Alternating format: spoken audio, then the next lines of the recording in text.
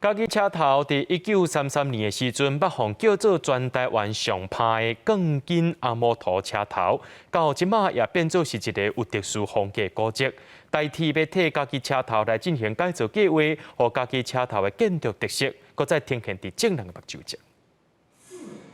新的路线指示拆除无必要的空板，展现出车站建筑原本的表面。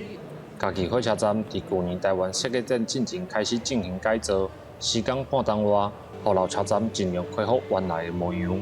把不必要的、很混乱的张贴广告物做一些整理，那提供更好的服务、更美的环境。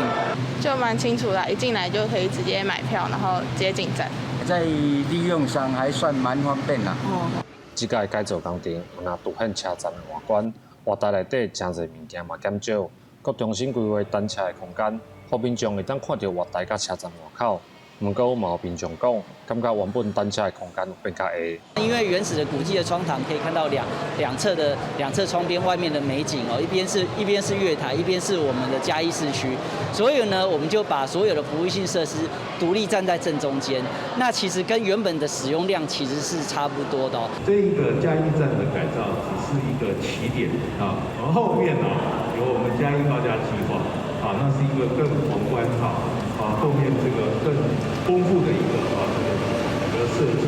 嘉义火车站伫1902年启用，1933年改建，成做日本时代台湾第一座用铁筋阿摩托的车头。